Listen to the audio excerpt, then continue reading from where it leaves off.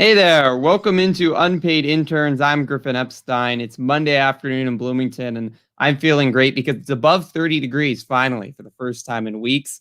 And the other good news is we're going to be talking some more IU athletics today. We have another great guest today on Unpaid Interns. Dylan Wallace joins me, reporter for Sports Illustrated Indiana. Dylan, great to have you back on the podcast. How you doing today? I'm doing well. Thanks for having me back for a second time. You're right. It's nice to not have super cold weather, and the snow is starting to melt a little bit, which is nice. Got a little difficult trying to shovel your car out of 2 feet of snow. It's tough. Yeah, not fun at all, but subtle signs of spring is good news. And some of the spring sports are coming back. College baseball in many parts of the country, and start to feel the light at the end of the horizon for certain. Oh yeah, definitely. It's exciting. A lot of the sports that we're used to seeing in the fall are starting to kick up as well. We have soccer and volleyball's going on as well right now. So yeah, I mean it's a lot of exciting time kind of for Indiana athletics. For a while we just sort of had football, then we had the basketballs join us, and now we're kind of getting everything as we roll on to the spring. So there's a lot to talk about, a lot of different sports going on, as you said. And I kind of wanted to start with the big picture. You've covered IU sports for a while now in Bloomington. And we've seen a lot of different results from college sports. It's obviously been a challenging time. It's been almost a year since the pandemic started. How do you feel like IU athletics overall has kind of handled everything that's happened? Yeah, I think they've handled it pretty well. I mean, unfortunately, a couple schools, as we kind of know, they had to custom sports. They had some difficulties with just the financial side of things. But Indiana has done a pretty nice job, kind of staying afloat, keeping their head above water, and doing a nice job of balancing things. And they didn't have, as we mentioned, sports really play this fall at all in the Big Ten. So we only football basically happened this fall, and that's a lot of sports. There's 24 sports here, and that's a lot of them to not kind of be playing, and especially the ones that don't bring in a lot of money. You're kind of nervous. Wondering if they'll be able to kind of stay there. But the athletic department has done a good job kind of keeping things steady here in Bloomington, and now everyone's starting to get to compete. Which is good, and I think just in terms of keeping everything safe, most schedules are just conference only, so it's just within the Big Ten. And it seems like most of the programs here have done a really, really good job, sort of staying safe with COVID-19, following the protocols. There haven't been a lot of pauses here. There was just one with football. Men's basketball had one way before their season even started. There's been games canceled for certain programs around here, but it's mainly been due to sort of other programs dealing with issues. So I think it's you should be impressed with kind of what Indiana's been able to do so far, just in terms of keeping things straight financially and staying safe with the protocols. And now they've done everything they've had to do to sort of compete and get their seasons rolling, which is a really cool thing because you come here as a college athlete, you want to play, and now everyone's kind of getting a chance to do that right now. And it's going to be fun to kind of as more sports start to begin here in the coming weeks here. It's gonna be kind of a fun time in Bloomington. I know fans can't really be back yet, but families and friends can sort of attend things. So they'll at least have some people to sort of cheer them on. But it's definitely a good time, for us, especially for you guys at the media school. Obviously, it was a weird situation with not a lot of opportunities, but it's gonna I guess it's gonna be an exciting time for you guys kind of coming forward here in the spring. Yeah, the opportunities are coming fast and furious right now for media school students in these next couple months, which is pretty exciting. The one other big picture thing that has been a focus this year for IU has been the change in athletic directors. Scott Dolson took over very really unopportune time in the middle of the summer, in the middle of everything going on for Fred Glass. How would you assess how he's done and how the transition's been so far for IU in his first now about 8 months on the job? Yeah, I mean, as you mentioned, I mean, I can only imagine sort of taking the AD job at a school like Indiana, basically right when a pandemic hits, and you're forced to make decisions and kind of manage the department in a scenario that's no one's ever experienced before. And it seemed like when talking to Tom Allen or talking to Archie Miller, or whoever, any of the coaches. It just seems like they've all been really kind of appreciative of what the job he's been able to do, the opportunities he's been able to create. I mean, he was very kind of forward in helping the football team and basically the athletic department in general get the rapid testing. That way you're able to, start practicing and you get tested every single day. And, the Big Ten, wasn't paying for that right away for football, so Scott Dolson was able to kind of get away for Indiana football to start earlier and manage it that way. So it just seems like he's done a really good job transitioning, since Fred Glass has taken over. And it's obviously hasn't been tough. It's been tough for him to do it, but I mean, I think the coach has been really appreciative. I think that the program, as we mentioned, have done a really nice job sort of following the rules, following the protocol, staying safe. And he also seems to be, and when I go to a wrestling match and I see him there, or we'll go to volleyball and I'll see him there. He'll be at women's basketball games. He's at a lot of the events right now. So I think he's kind of enjoying to be able to see the sports teams kind of take the court, take the field, whatever it is. So yeah, he seems pretty invested in it, and he seems like he's done a really nice job kind of managing Indiana's athletic department through this really tough time, which is why I think we're kind of seeing them, have some success getting onto the field in a safe way and getting seasons underway. So hopefully his second year as AD goes a little bit more smoother in terms of just the climate in which he has to manage things. But I think he's done a pretty good job so far, and it seems like just talking to coaches and whatnot that they seem to think he's kind of helped them out a lot and done a really nice job. Yeah, you'd have to imagine whatever is thrown Scott Dolson's way going forward, he's going to be pretty ready now, considering he was really thrown into the fire at the start of his term. Oh yeah, definitely. I don't know what else. I mean, I know, some people are kind of a lot of talking about basketball and the direction that program's heading. And I know Scott Dolson, obviously, basketball is the top sport here, and you want it to be successful. You want fans invested in all of that. So I mean, yeah, I'm sure whatever kind of comes forward for him, it'll be kind of second to what he just kind of endured during his first tenure as the AD here. So I wanted to touch on a couple different IU sports. You actually mentioned men's basketball. I think we're just going to skip that for today. I think sometimes it's a little easier not to talk about Indiana men's basketball. It's a little bit stressful for everyone. So going to touch on a few different sports, not going to touch on IU men's hoops. So I want to start with the IU women's basketball team. They're coming off a huge victory, Dylan, and I know you've covered them all season long. Maybe not a lot of people paying as much attention as they should, but they're now second place alone in the Big Ten, one game out of first place. 12-2 in the Big Ten. They've won 5 in a row. And man, that Michigan win really exciting on Thursday, a 70-65, just back and forth thriller over the Wolverines team that also coming in at 2 losses in Big Ten play. What did that win mean, not just for this season, but also for the program as a whole? Yeah, it was huge. It probably was the best game that I've watched all season. Then you had Michigan, Ohio State men's teams play yesterday, and that was really exciting too. But before that game, I mean, the Indiana women's team taking on Michigan Assembly Hall this past Thursday was honestly like one of the best basketball games I've watched this year. I mean, it was just right from the tip, you could tell there was a very, very kind of tense, aggressive, and just like high stakes kind of battle that you knew it was going to happen. And that was kind of how it went down. Michigan led after the first quarter, Indiana led at halftime. Michigan led at the end of the third quarter, and Indiana, was able to pull through in the fourth and get the win. And it was just huge for them in terms of their kind of chase for the Big Ten title. Unfortunately, Maryland's got a pretty easy schedule the rest of the way. So, if they get anything, they might have to do it in the Big Ten tournament. But it was just huge for them, especially because they've struggled a little bit against ranked teams this year. All 4 of their losses have been against top 25 teams. Their only one came against at Northwestern, and they've sort of struggled a bit. So to get this win against Michigan, who had a long pause, but they had won both games before coming to Indiana after their pause. Michigan felt, pretty like they were disrespected and left off the top 16 for the women's bracket. So they were coming in, pretty fired up because Indiana was in it at number 15. First time in program history they've been on that. So, Michigan was coming in kind of fired up, ready to go. And I think a lot of the attention was on, Michigan, but Indiana just came out and said, like, no, like this, we're this good for a reason. We were in the top 16 for a reason. And it was a big statement win for them. After the game, Tara Moore kind of made a big statement where she was like, this was the first time that, Michigan hadn't met Indiana yet this year. And tonight they did.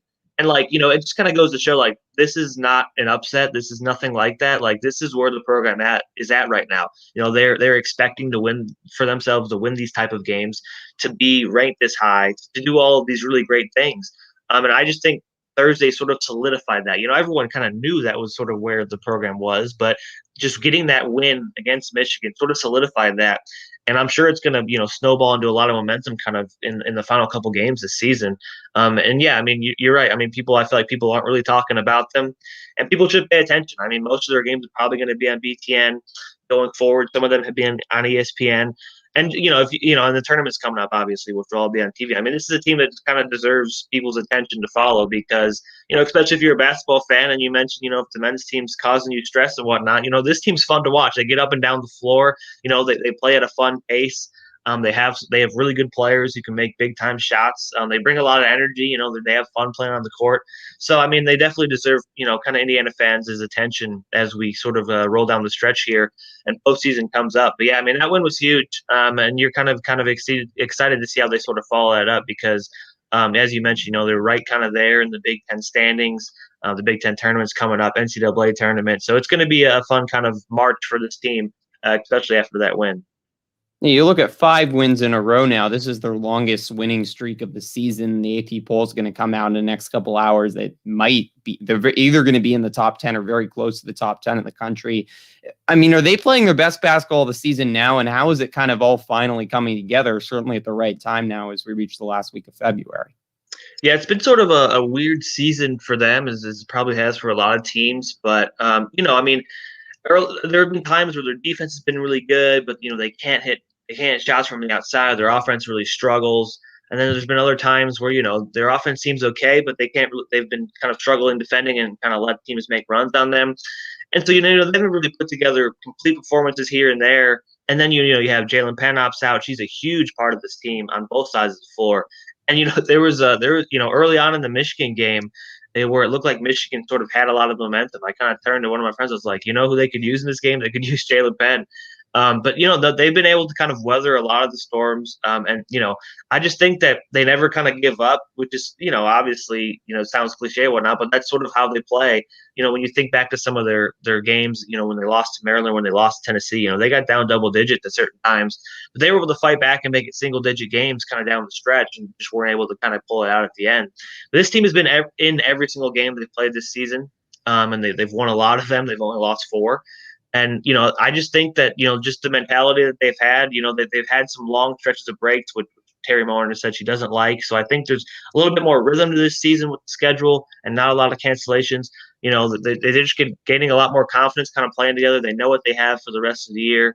Their bench is coming and provided like a big boost. They don't score a lot of points, but, when you can bring in, Kiana Ward and a Grace Wagner or Keandra Brown off their bench, and they just give you a spark defensively. They don't let you drop off on the defensive end. That's huge for this team, just to give the stars a little bit of rest, because they're going to be the ones to do a bulk of the scoring. So when the bench is coming in and giving a defensive boost, I mean, that's huge for this team. It doesn't have a lot of depth, in the past couple of seasons. So, that's been really big for them as well, getting a boost from the bench. And just the starters, I mean, what can you say? Mackenzie Holmes has been a double-double machine. She's very efficient. Grace Berger has 3 triple-doubles this season, which is just crazy. And, Allie Papper has been really aggressive as late, which is big for this team. I mean, she honestly carried them against Michigan. Early on, they could not get anything going, and Allie Papper just came out and said, I'm going to take this game over. I'm going to keep us in it. And that's what she was able to do. So, I mean, you just look kind of top to bottom on the contributions that they're getting, and it's just massive for this team. It's all coming together at the right moment, as you said, and at the right time. You want to be playing your best basketball in late February, early March, and that's what this team is doing. You mentioned Allie Papper. Wanted to touch on her a little bit more. It's interesting. She had really kind of taken a step back, at least scoring wise, early in the season for Indiana. She only had 4 games where she scored more than 15 points. Then in the last 5 games, they've all won. She scored at least 15 points in all 5 of those games. I mean, it's been quite a scoring explosion for her. What's been the difference, and what kind of impact does this have on the team going forward? That she was certainly the best player last year, and now she's finally starting to look like that again. Yeah, with her, it's always sort of an interesting, kind of storyline to follow, because when she's aggressive, Indiana's really good. They play at their best. But there's a lot of times where kind of Allie, she wants to, she is a point guard. She wants to get her teammates involved. She wants to get players involved. And Indiana has a lot of really good players that you want to get involved. You want to get the ball in the post of Mackenzie Holmes. You want to let Grace Berger kind of, pick and roll with herself or get mid-range jump shots. You want those kind of things. And I think sometimes maybe she was a little hesitant to try to take on a lot of the scoring load. And, as a result, sometimes she'd be out of rhythm or she couldn't get her shot to go. And, it just seemed like she I'm not saying she wasn't engaged. She's always sort of engaged no matter what. But I'm just saying, she wasn't as aggressive as she needed to be. And, Terry Moore calls her out for it a lot. And, and she always kind of answers the bell whenever she does, because she says, when Allie Papberg is at her best, Indiana's at their best. And it's just as simple as that. And I think with sort of the addition of, Nicole Cardano Hillary to be able to come in and sort of play a more of a point guardish role, Allie Papberg is able to sort of play off the ball a little bit, which I think helps her a little more, helped her, I guess, relieve the pressure of her thinking she needs to sort of get everyone involved in certain ways. And, when you're right. I mean, against Michigan, she looked like the player she was last year. Just the best player on the floor. And, when she's knocking down her outside shot, which she struggled with a little bit this year, but I mean, I think she hit 3 against Michigan and everything shot at you felt like it was going in. So I just think, I don't know. I think she's kind of managed the season pretty well. She does. I don't know. This is a big comparison, but it's sort of like the LeBron James effect, where like, he's going to get his teammates involved, but there's certain times where like, you just got to take over yourself because you're LeBron James. And, with Allie Papberg, that's sort of a similar situation, I guess. You compare just the situations, and what the player's asked to do is like, she's obviously going to want to get her teammates involved. She's going to want to, make sure everyone's kind of getting touches and everything like that. But there's certain times where, she needs to kind of take the ball into her own hands and make plays for this team. And I think she's starting to realize that. I think she's getting a better feel sort of when the team needs her to step up and when she can sort of, dictate kind of the floor and things like that. So I think it's her understanding that side of things as the season has gone on has been huge. And, when she she doesn't have to be the leading scorer every game, but, I think she definitely has to be in double digits every game. You kind of need that punch from Allie Papberg in every single game going forward this year. And I think she's sort of gotten into a big rhythm here, as you mentioned, the last 5 games. And I don't expect her to sort of fall off here. I mean, she's a really determined player. She's very experienced, 6 years now playing college basketball. So, I think she's got a pretty good grip on what the team needs her to do the rest of the way. So, she should probably, I would expect kind of what we've seen lately to sort of keep up as the season goes on.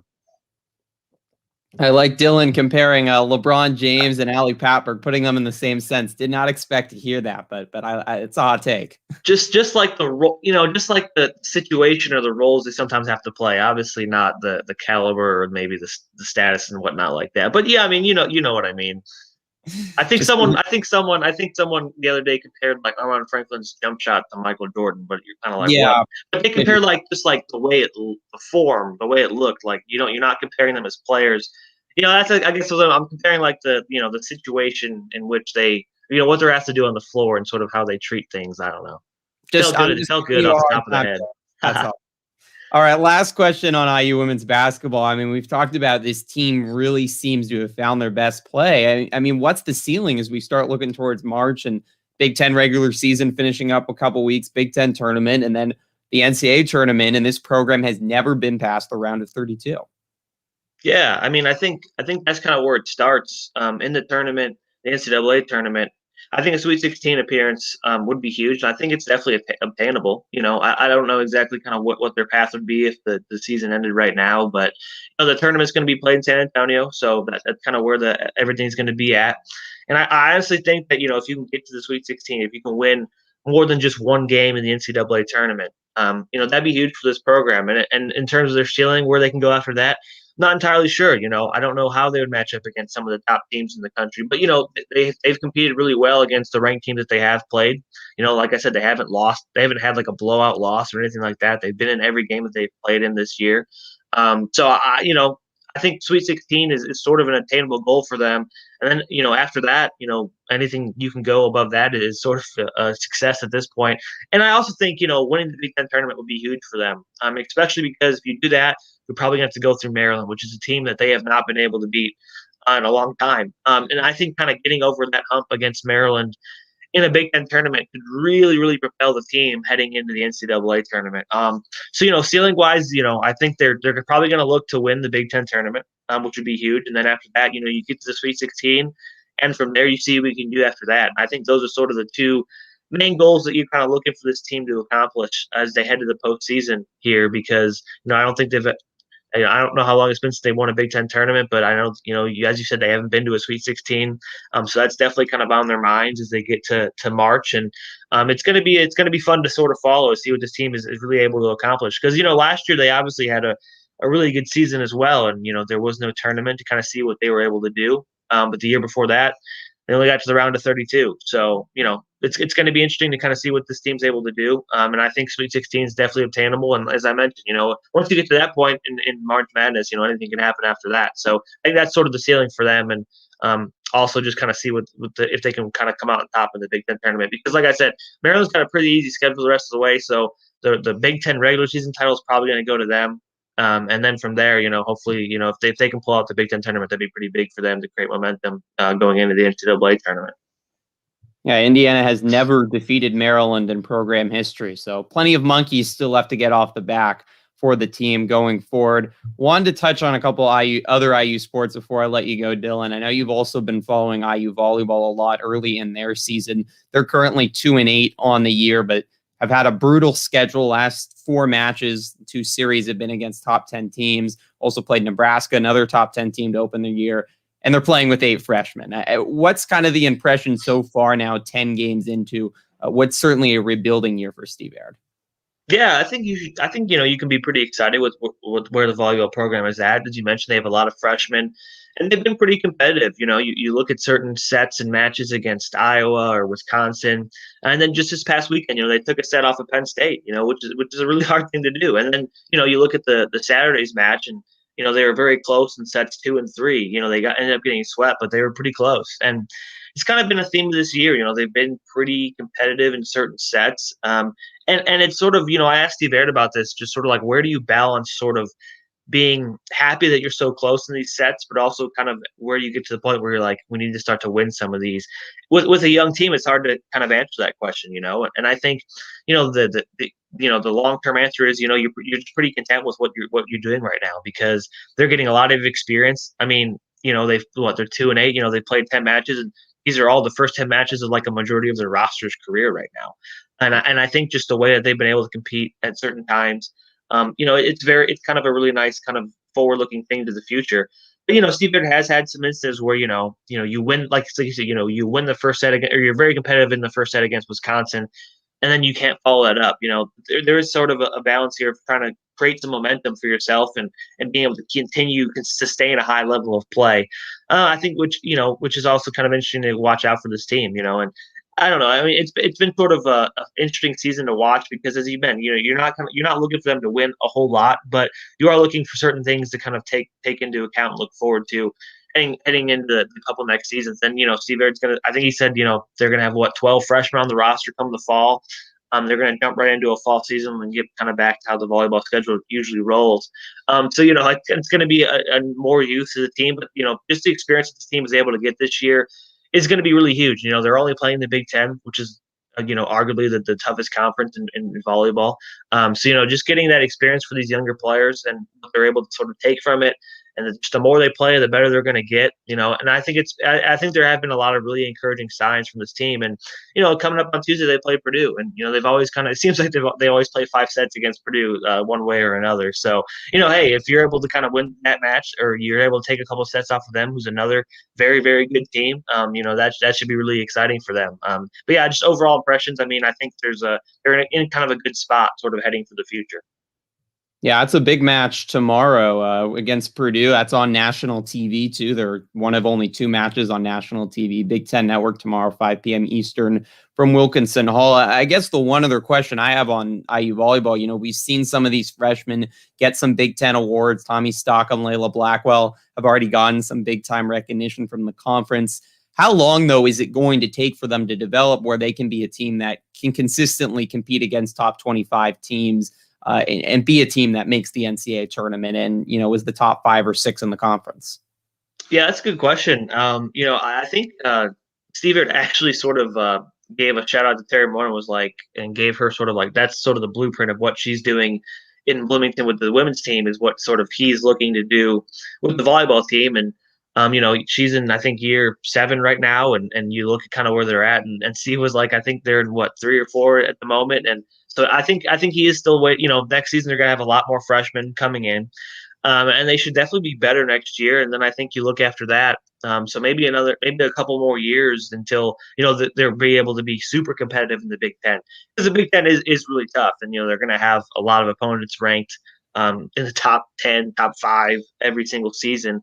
So for Indiana to be able to kind of become one of those teams, I think it's going to take a little bit more time. I don't think it's going to just happen in an instant next season, just because all these freshmen have gotten experience this year. But I think maybe by the time this freshman class right now are juniors, I think it's a really realistic expectation to kind of place on them, is to be like, and they're playing, you mentioned, they're getting awards, they're being competitive in sets, like, they have the talent is there. This isn't just a random freshman class. Like, this is a freshman class, the highest rated freshman class in program history. They're kind of building for the future. They're building to be a contender in the Big Ten. And I think, maybe by the time this class are juniors or something like that, I think that's a really realistic sort of expectation to look at, is to be like, this is when Indiana volleyball should start to take that next step and taking out some of these opponents and being sort of competitive in the conference. Now, I wanted to touch on IU football really quickly. They had some big news a couple of weeks ago. Dylan McCullough was announced as the new IU defensive coordinator, taking over for Kane Womack. I know you did a little bit of reporting on McCullough. What's his return to Indiana mean for this defense? What impact do you expect him to have going forward in the upcoming fall season? Well, Dylan's the running backs coach. Do you mean Charlton? I'm sorry. Both McCullough, the running back coach, which was a couple weeks ago, and then, of course, Warren is the defensive coordinator. Yeah, no, I mean, those were huge hires for them. I mean, you got Charlton Warren from Georgia, where, obviously an SEC school, and they, I think they won the Peach Bowl, I believe, this past season. And, I just think, he's had a really good track record so far in his career. And I just think bringing in guys from the outside, sort of, obviously what Indiana has built in Bloomington inside the program has been really special, and has been something that's been something to build off of. I think bringing in guys from the outside, a different set of eyes who can sort of take things and maybe implement things that they've learned wherever in their previous stops and things like that, could be really huge for this program. And I think Tom Allen kind of wanted that. So a guy like Charlton Warren to be the defensive coordinator, he seems like a very kind of aggressive guy. They're going to kind of sort of keep the same mentality, the sort of swarm D that Kane Womack had.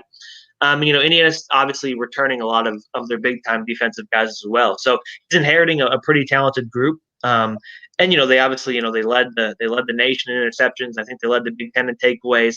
So he's got a really talented unit to sort of implement his own things and take things from last season and kind of just try to improve it going forward. And I think I think that's a really big addition for them. And then Dylan McCullough, obviously he was just a part of the most explosive and creative offenses that we've kind of seen ever, with the Kansas City Chiefs the last 2 or 3 seasons. And for him to kind of come in with the track record that he's had, the running backs he's worked with, like Kareem Hunt, Davion Bell, Clyde Edward-Delaire. I mean, he said in his press conference, like, if anyone wants to talk to them, I got those guys on speed dial. Like, that's like a really good recruiting thing for Indiana in the running back room. He's also going to be like a co-associate head coach. So, he's going to have a little bit more of a role, with this team and with the offense as well, which is a really good thing. It's a really exciting thing. Mike Hart was obviously a really good running backs coach. Then Tom Allen just comes out of, he hires Thielen, which is just a huge kind of thing for this program.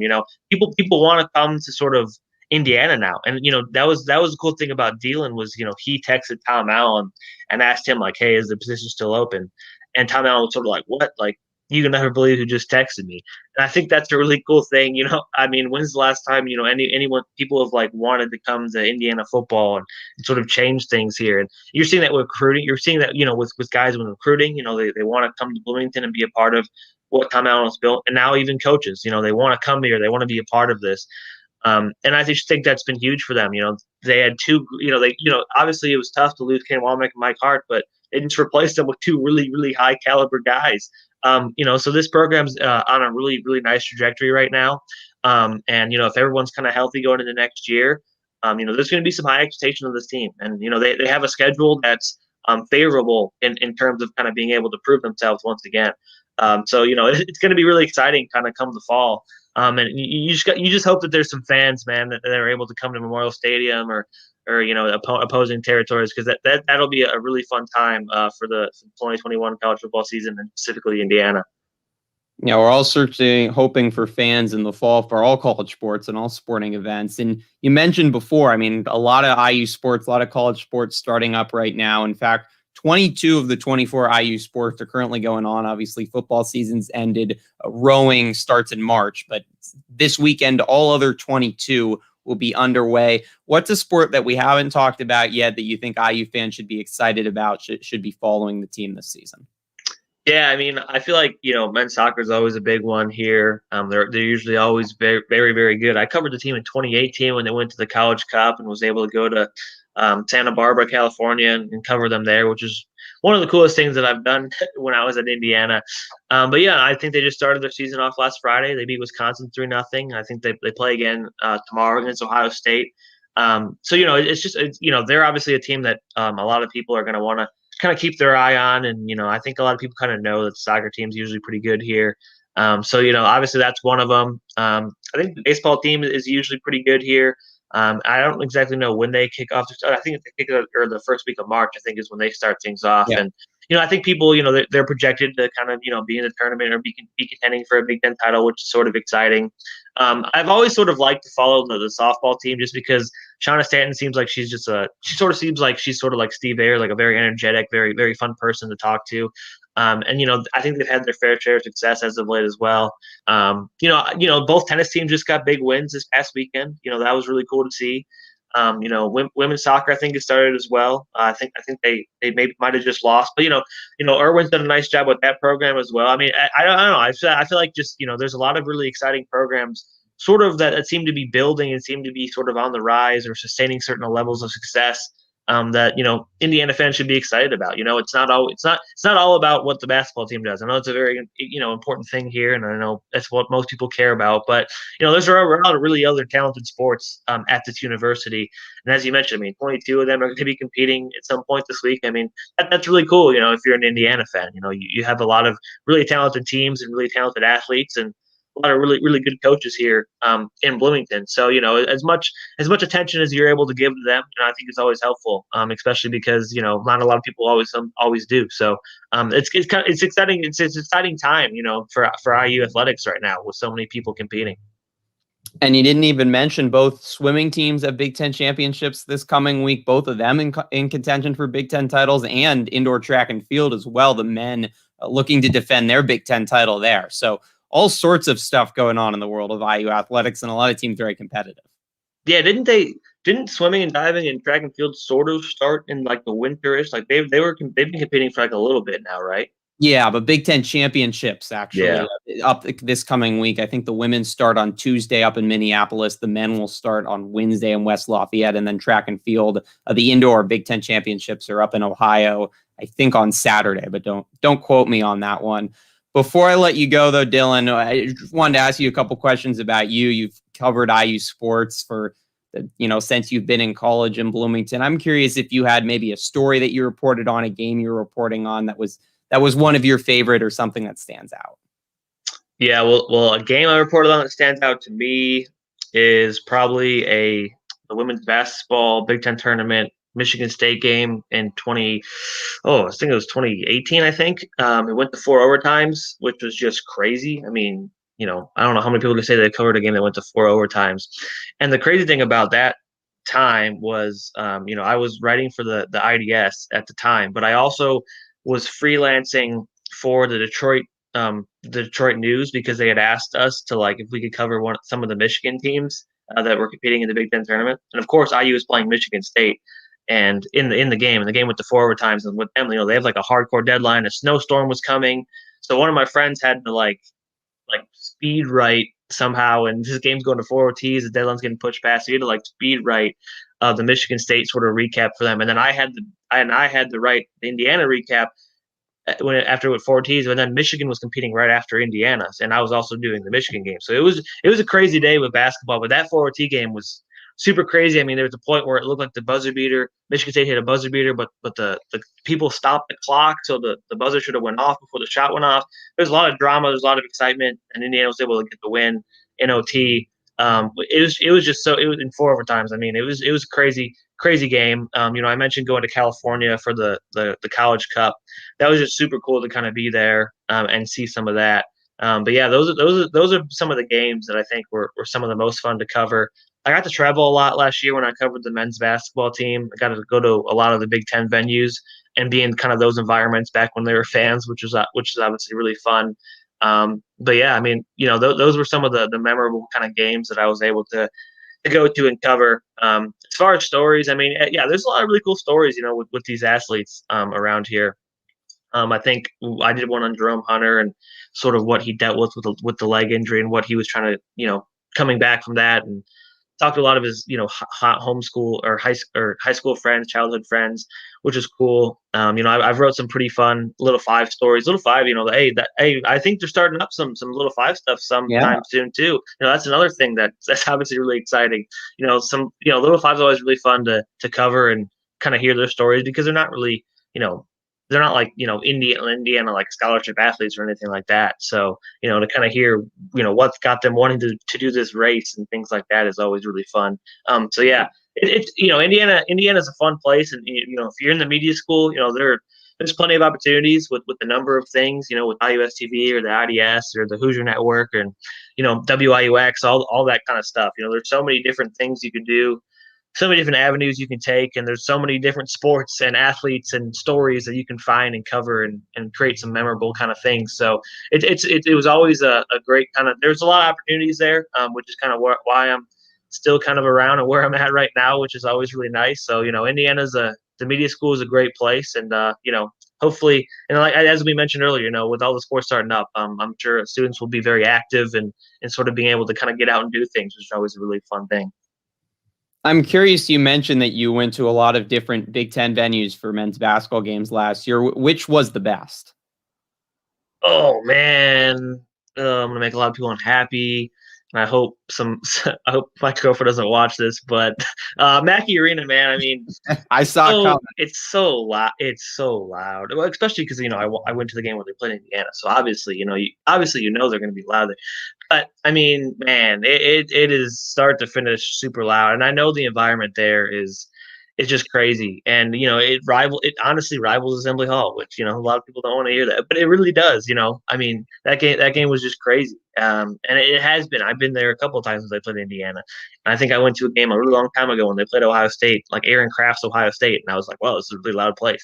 Like it's just a really good environment, and people don't want to hear it, but it really is. Assembly Hall and Mackey Arena both have they're probably the top two environments in the Big Ten.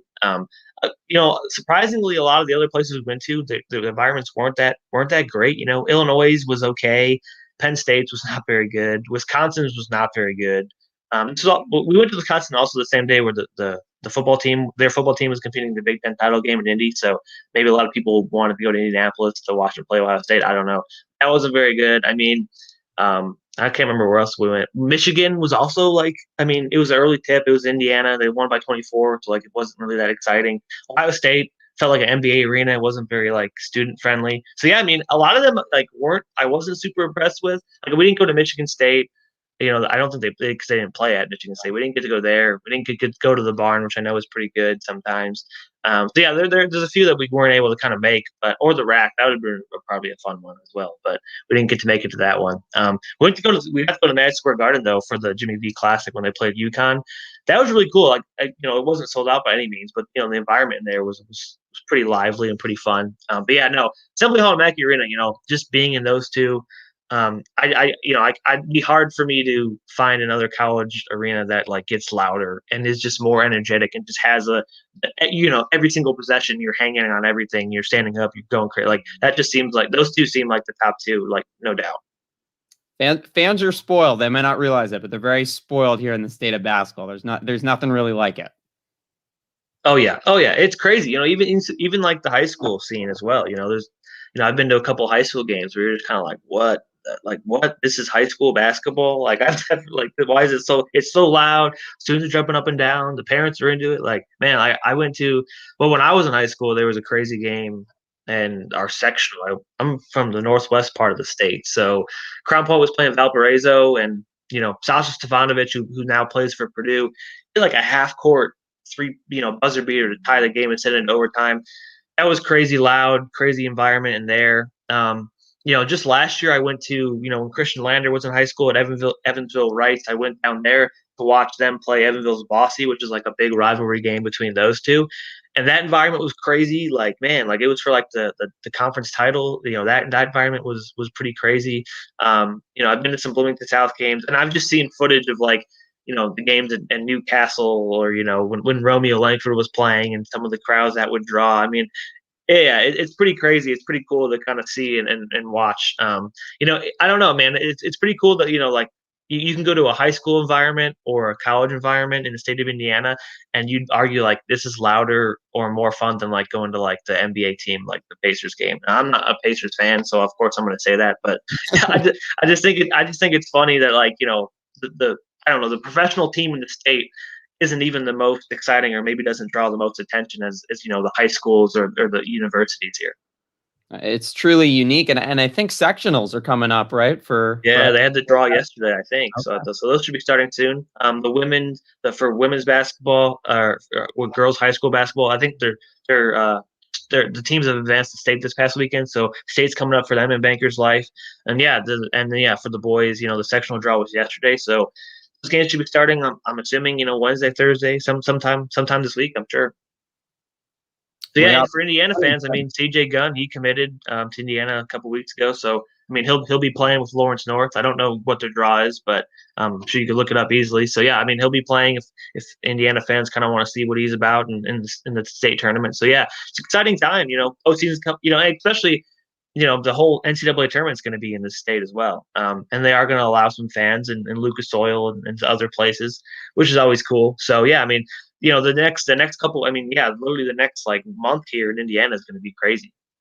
It's going to be so much fun. Really looking forward to it. Dylan, appreciate you coming on today, and hope it was a good therapy session for anyone who is feeling a little down about IU men's basketball. We could talk about some other IU sports that are maybe a little bit more stable right now. Yeah, exactly. It's not always about, there's a lot of other teams you can follow and watch and have fun watching. And hey, the basketball season isn't lost either. I know it felt like everything everything kind of went to terrible things on Saturday, but yeah, season's not lost. I mean, there's plenty of opportunities for them. There's a Big Ten tournament, so I mean, hey, say what you want and feel how you want to feel about the program, but don't say anything until the season's over. You don't know what's going to happen. This is Indiana, state that loves basketball, and this is March coming up, so anything can happen. It's going to be an exciting next couple of weeks. We'll continue to have it covered here on Unpaid Interns. That will do it for today's Unpaid Interns episode. Thanks so much for Dylan Wallace for coming on. We will be back on Wednesday for another episode of Unpaid Interns. Really excited for this one. Paula Balvin is going to join me at 12:30 Eastern time. She's a former legendary reporter for the Arizona Republic. She currently teaches sports journalism at the Cronkite School at Arizona State.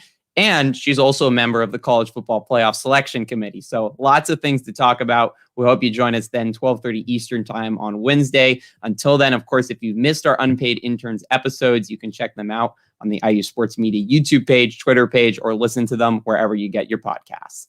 That will do it for today's episode. For Dylan Wallace, I'm Griffin Epstein.